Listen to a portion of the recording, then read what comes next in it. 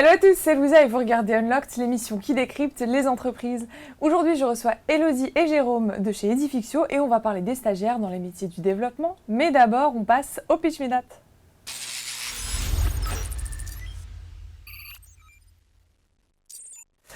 Bonjour Elodie, bonjour Jérôme, ça va ? Ça va. Bien. Ça va. Bonjour Louisa. Bien, merci Jérôme. Alors Jérôme, tu es architecte leader technique. Oui. Tu es venu avec une collègue, Elodie, et Elodie, tu es chargée des ressources humaines. Tout à fait. Alors tu le sais, Elodie, tu vas avoir pour mission de nous pitcher en 1 minute ce qu'est Edifixio. Est-ce que tu es prête ? Je suis prête. Je lance le chrono. Quand tu veux.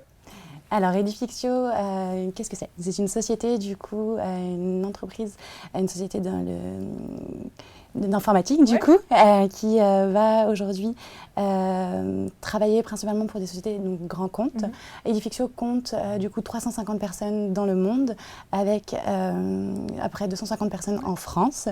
On va avoir des bureaux à Levallois, à Grenoble, à Nantes et à Lyon, et des bureaux également à l'étranger, du coup à Boston, aux États-Unis également, donc à Boston aux États-Unis, pardon, en Inde, donc à Mangalore et Calcutta, et également du coup à Tunis. Qu'est-ce qu'on fait du coup ? On va développer des applications pour des personnes dont ce n'est pas le métier.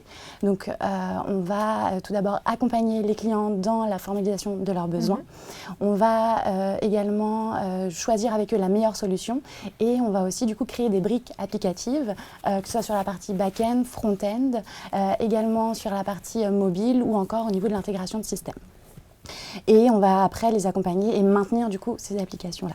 Et pour ces clients-là, on va travailler avec des partenaires qui vont être notamment des partenaires du coup technologiques, et avec notamment donc Amazon Web Services, Salesforce, Microsoft Azure et IBM. C'est un pitch qui a fait plus d'1 minute, mais oui. C'est pas grave, bien sûr. Je savais. Aujourd'hui, vous recherchez des jeunes diplômés pour les aider sur leur montée en compétences, mais aussi pour qu'ils deviennent vos futurs collaborateurs. On va pas se mentir, c'est ça que vous n'êtes pas. Alors, on va voir les profils que vous recherchez, mais surtout ce que vous leur proposez à ces jeunes qui potentiellement intégreront Edifixio.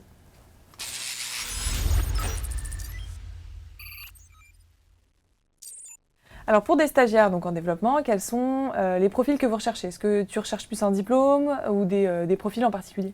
Alors, on va rechercher des profils avec des compétences et du potentiel principalement en développement ou sur des profils fonctionnels. Donc, des personnes qui vont... pas forcément un diplôme en fait en particulier. C'est vrai qu'on recrute pas mal dans les écoles d'ingénieurs et dans les universités ou avec une formation du coup en master informatique. Mais ensuite, non, on peut très bien avoir des personnes qui vont être...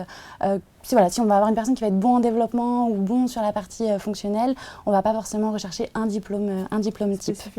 Donc Bac plus 4, Bac plus 5, vous recrutez sur ces niveaux-là ? Ouais. Après, on n'hésite pas aussi s'il y a des autodidactes ou des personnes qui sont un peu spécifiques, atypiques. Des fois, on aime bien justement. Ça t'intéresse aussi.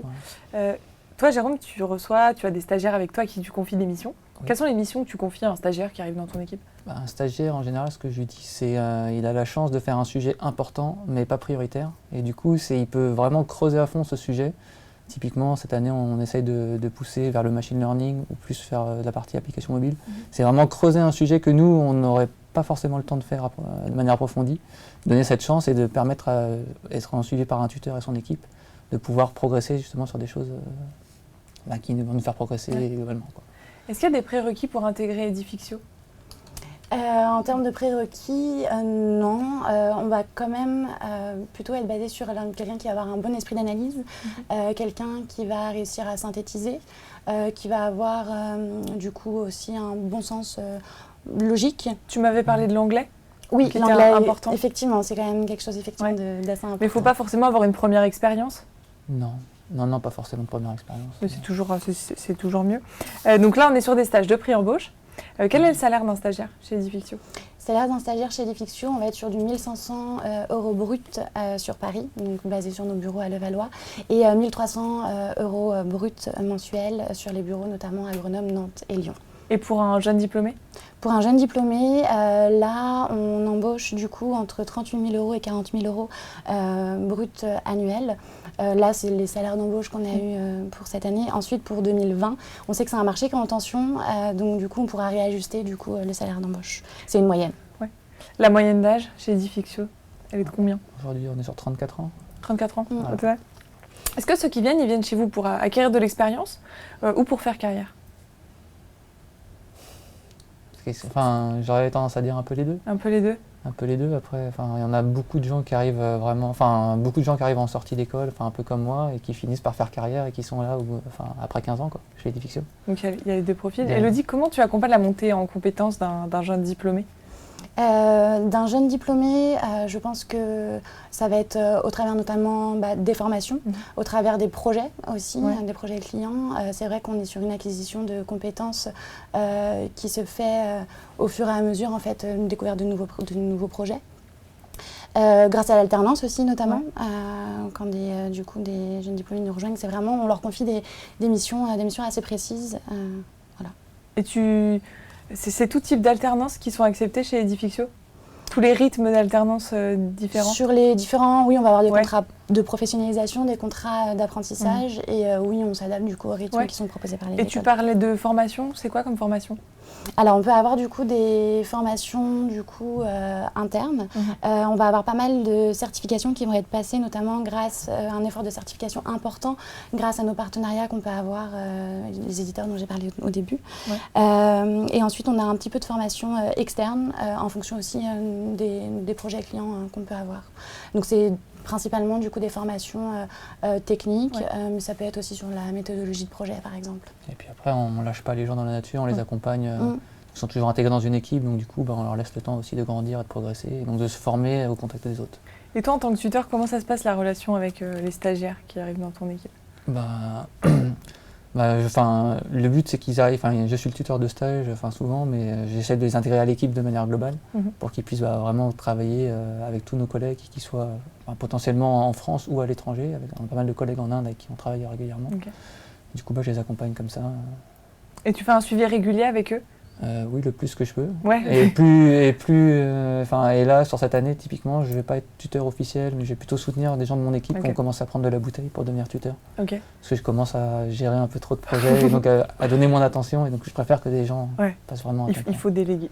C'est ça, exactement. Est-ce que la mobilité interne, elle est possible chez Edifixio? On peut changer de métier au cours de sa carrière? J'aurais tendance à dire oui. Ouais. Tu es d'accord avec ça, Elodie? Oui, on peut changer de métier, on peut évoluer. Un profil, finalement, un profil développeur va pouvoir évoluer en termes, par exemple, devenir soit lead technique, soit architecte, ou si une partie, par exemple, plus fonctionnelle va l'intéresser, c'est aussi possible. Également sur des métiers fonctionnels, plus évoluer vers de la chefferie de projet ou vers des postes de product owner, par exemple. En tout cas, oui, c'est... On n'a pas une feuille de route tracée en disant que tu as commencé là, forcément. Ça va être c'est pas un parcours type, quoi. C'est un parcours sur mesure en fonction des appétences et des évolutions. C'est-à-dire que la mobilité internationale aussi, elle est possible. Tu disais que vous aviez plusieurs bureaux. Oui, on a plusieurs bureaux aujourd'hui. C'est pas ce qui se pratique pour l'instant le plus. Mais on a eu des exemples où on a des collègues qui sont partis en Inde pendant 6 mois, 9 mois et qui vont assez régulièrement. D'autres sont partis aux États-Unis. Donc ça se fait, mais c'est pas non plus récurrent, quoi. Sur quel projet tu bosses en ce moment, Jérôme? Moi, je bosse sur 2 gros projets en ce moment. Donc un projet où on déploie donc pour Air Liquide, sur la partie santé. Donc on fait un premier déploiement pour le Portugal et après l'idée c'est d'étendre ça au monde entier. Tous les pays où Air Liquide est déployé. Et d'un autre côté, je bosse aussi sur toute la partie gestion de lead chez Renault. Donc c'est l'acquisition, quand quelqu'un va sur un formulaire et dit qu'il est intéressé ou qu'il va sur Facebook, ça réussir chez Renault à capter l'information et la rediffuser dans le réseau de concessionnaires pour que, avec objectif qu'une personne qui va sur Internet est rappelée dans les 5 minutes. C'est l'objectif. Et avec quelle méthodologie de projet tu travailles?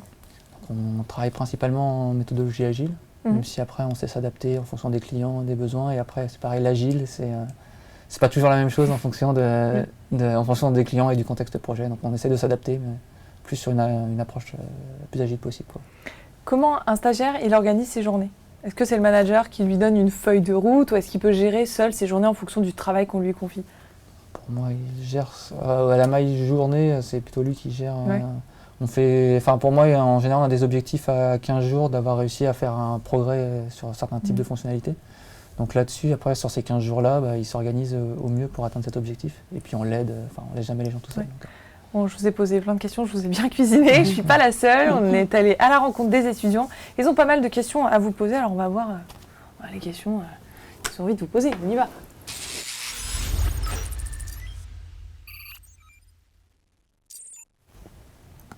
Alors, on y va. Première question. J'ai une deuxième question de savoir s'il y a des activités organisées pour l'intégration de vos stagiaires. Alors, Elodie. Des activités organisées. Aujourd'hui, nous, on a un accueil effectivement RH sur toutes les nouvelles personnes qui vont nous rejoindre, leur présenter justement Edifixio, quelle équipe ils vont rejoindre, comment fonctionnent les différentes applications qu'on va utiliser en interne. Et ensuite, non, on n'a pas forcément d'activité à proprement parler, mais on essaye de communiquer davantage justement sur toutes les nouvelles arrivées, toutes les semaines, notamment en annonçant dans quelle équipe est arrivée du coup telle personne et en expliquant un petit peu sur quel projet ils vont travailler. Voilà, principalement aujourd'hui au niveau de l'accueil. C'est ce qui se passe. Ok. Est-ce possible de demander des congés anticipés ? Demander des congés anticipés, oui. En soi, c'est possible tant que, de toute façon, voilà, tant qu'on informe son manager de cette absence et qu'elle est programmée, oui, c'est possible. Est-ce qu'il serait possible de me décrire mon futur manager ? On a un exemple ici, voilà. Quelqu'un de sympathique. Non, mais le but du manager, c'est quelqu'un qui va accompagner le stagiaire quand il va arriver. Donc ça va être il va l'aider à s'intégrer dans l'entreprise et surtout être son relais technique pour toutes les questions qu'il va se poser. Et c'est avec le but de le faire progresser dans sa capacité de réflexion. Le but, c'est pas qu'il fasse une tâche qu'on va mettre à la poubelle, c'est vraiment qu'il fasse quelque chose qui serve. Ok. J'aimerais savoir si on peut s'habiller à notre convenance sur notre lieu de travail. Oui. Il n'y a pas de dress code particulier. Non, il n'y a pas de dress code. Là, vous venez du travail. C'est Oui. ça. Bon, ça te donne un exemple. Vais-je avoir des objectifs précis à atteindre ? Alors, est-ce que les stagiaires auront des objectifs précis à atteindre ? Oui, les stages, en général, ce que je dis toujours sur les stages, on connaît la porte d'entrée de où on part, on sait à peu près où est-ce qu'on veut arriver, donc ça c'est des objectifs qui sont assez concrets, et après derrière le chemin qu'on va suivre est des fois un peu improvisé, et en fonction des appétences des gens, on va plus à droite ou à gauche, donc oui, il y a des objectifs. Et généralement, on fait aussi un point, justement, c'est un suivi avec les tuteurs et les stagiaires au bout de 3 mois de stage à peu près, à mi-parcours du stage et à la fin de stage. Et on essaye aussi d'avoir un retour sur le stage et un retour de la part du tuteur pour savoir justement est-ce que le sujet a été traité entièrement. Pourrais-je donner mon avis sur de nouveaux projets ? Oui, c'est, là-dessus, bien sûr. C'est la base, c'est-à-dire toi, tu attends vraiment qu'ils soient force de proposition. Force de proposition, oui. Et après, ce que je leur dis toujours, ça rejoint un peu sur la gestion de qu'est-ce qu'est l'autonomie. Ouais. L'autonomie, c'est pas je suis isolé, je veux tout trouver tout seul. J'ai honte de poser les questions, ou c'est pas non plus, je vais toutes les 5 minutes arriver et poser des questions. Mais oui, les propositions sont toutes bonnes à prendre. Et puis ça permet de générer une discussion et souvent d'amener des bonnes idées. Donc pas hésiter à poser des questions. Pas hésiter. Est-ce que vous avez un comité d'entreprise ? Oui, et Jérôme est membre du CSE. Oui, moi je suis plus que remplaçant. Remplaçant du coup. Alors, qu'est-ce qu'on peut y trouver dans ce CSE ? C'est quelques activités qu'on organise. Il y a des repas internationaux qui sont faits, comme on a pas mal de nationalités chez Edifixio, donc ça permet de partager les cultures et de trouver une excuse pour se rencontrer. Okay. Après, on fait des soirées à thème, ça peut être soirée jeux vidéo, soirée jeux de société. On essaye de diversifier au mieux et on se fait au moins un repas de Noël tous ensemble chaque année. Et des événements sportifs aussi de temps en temps. Ils ont participé au Mud Day, notamment cette année. Si vous connaissez. Vous l'avez fait ? Oui. C'était pas trop dur ? Non, ça a été. Par qu'il y en a qui m'attendaient avec les sauts de boue. Allez, on prend la prochaine. Si je ne m'entends pas bien avec mon manager, comment est-ce que je peux gérer la situation correctement ? D'en parler ? D'en parler déjà. Ouais. Comment on fait pour aborder la chose de façon sereine ? Je pense qu'il faut toujours essayer d'être le plus honnête possible. Donc, vaut mieux dire que les choses ne vont pas plutôt qu'essayer de les cacher. Et après, s'il y a vraiment un problème, j'en ai rarement vu, mais un problème avec son manager en soi, on peut toujours s'adresser aux ressources humaines pour nous aider là-dessus. Donc, faut surtout en parler. Un problème, il ne faut jamais le cacher, sinon il grossit jusqu'à temps qu'il explose. Okay. Donc venir te voir, par exemple. Oui, me voir moi, et si vraiment ça n'allait pas avec moi et qu'on n'osait pas, on peut s'adresser soit aux membres de l'équipe, soit aux ressources humaines. Ouais. C'est des cas, a priori, qui n'arrivent pas souvent. Allez, on prend la prochaine. Est-ce qu'il y a des événements organisés dans l'entreprise toutes les semaines ou tous les mois? Il y a des afterworks qui sont très souvent organisés du coup une fois par semaine. On a même créé un groupe du coup pour cette organisation-là et pour pouvoir y participer. Tu voulais ajouter Non, j'ai aussi un petit regret, on faisait du foot à une époque. Oui, c'est vrai. Et plus maintenant. Jérôme, il faut que tu remettes ça au bout du jour. Ouais, C'est va falloir. Bon, en tant qu'expert, vous avez des conseils à leur donner pour qu'ils puissent optimiser et réussir leur entretien. Alors on va voir ça dans Tips to be on top.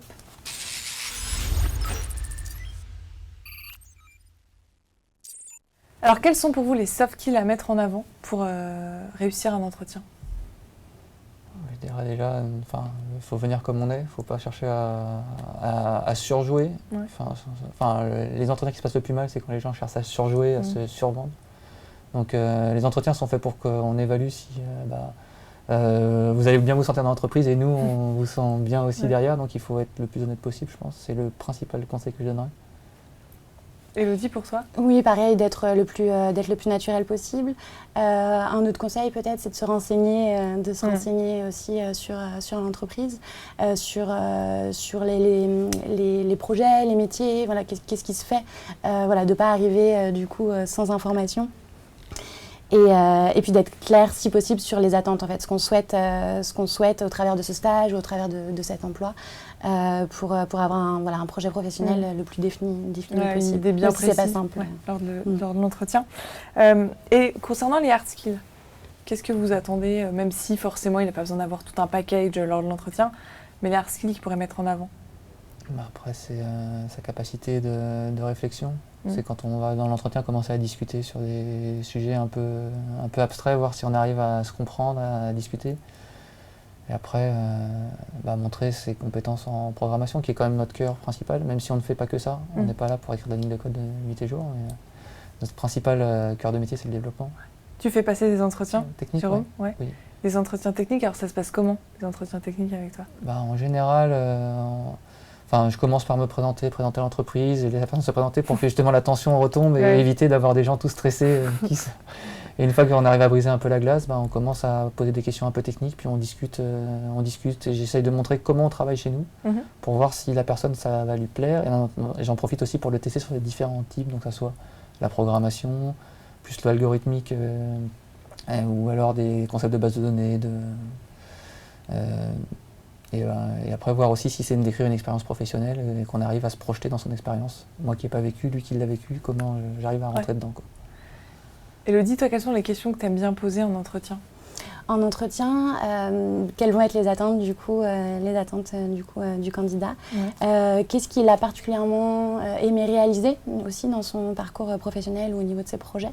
Quelles sont les difficultés aussi qu'il a pu rencontrer et comment est-ce qu'il va pouvoir un petit peu les expliquer? Faut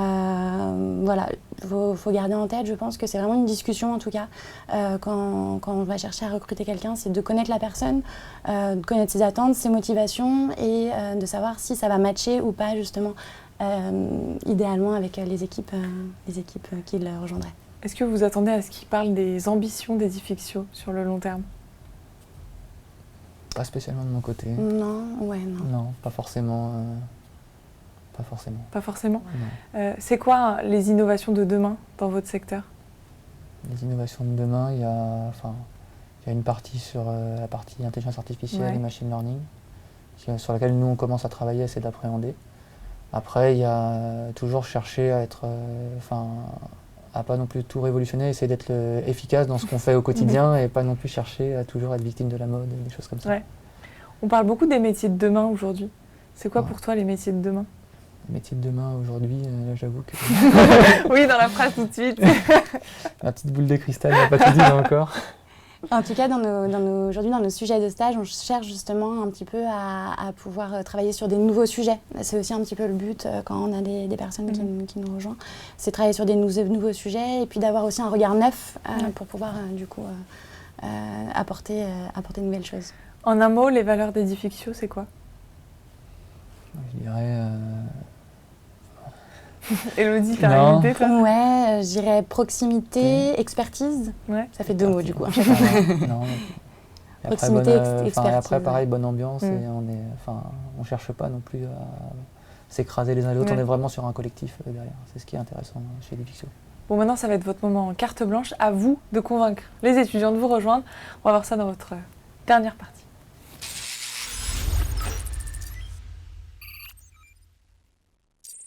Alors, vous êtes venu avec une petite vidéo. On la regarde et on la commente après. C'est parti. Un développeur, ça travaille tout seul dans son coin. Ben non, Laure. Je ne sais pas si c'était vrai un jour, mais en tout cas aujourd'hui, les projets sont trop gros et trop complexes pour être réalisés par une seule personne. Il faut faire l'analyse du besoin, le développement des fonctionnalités métiers, le design des écrans, le développement des applications mobiles, gérer toutes les problématiques de tests et d'infrastructure. Personne aujourd'hui ne sait faire tout ça bien. Et même si quelqu'un savait le faire, il lui faudrait des années pour réaliser une application. Développeur, c'est un métier d'équipe. On réussit ensemble ou on échoue ensemble.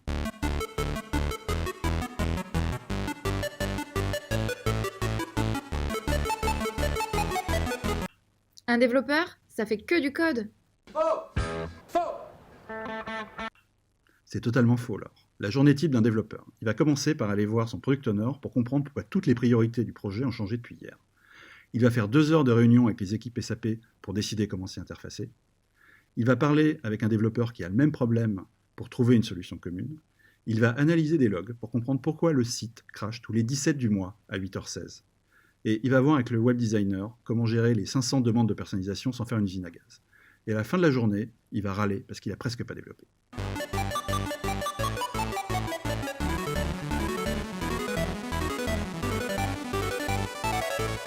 Être développeur, c'est faire la même chose toute sa carrière. Mais pas du tout, Laure. Certains veulent rester dans le code, ils deviendront leaders techniques d'une équipe. Ou ils veulent une vision plus large du SI, ils seront architectes. D'autres ont une préférence pour l'aspect fonctionnel, ils deviendront business analyst ou product owner. Ceux qui sont attirés par la gestion client s'orienteront vers chef ou directeur de projet. Enfin, certains tomberont amoureux du secteur qu'ils ont découvert durant leur projet et ils quitteront le monde de l'informatique.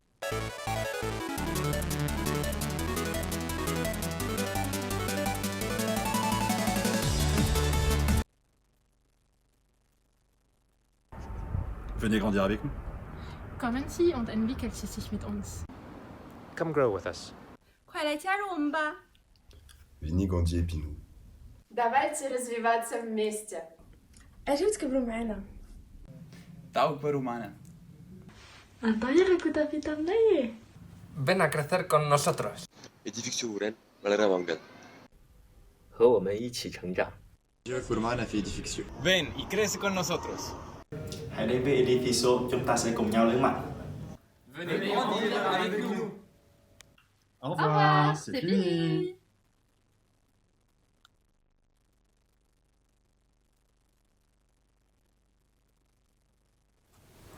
Alors Jérôme, un petit mot sur cette vidéo. Ça montre un peu l'esprit convivial côté Edifixio et ce côté multiculturel que moi j'apprécie et qui m'a permis aussi chez Edifixio typiquement, j'ai pu voyager en Argentine, j'ai pu aller en Inde, j'ai pu aller aux États-Unis, donc je trouve que c'est quelque chose de très enrichissant culturellement. Élodie, le mot de la fin. Le mot de la fin, n'hésitez pas du coup à aller consulter tous nos stages sur stage.edifixio.com, que ce soit sur du développement ou du fonctionnel. Voilà, on attend vos candidatures.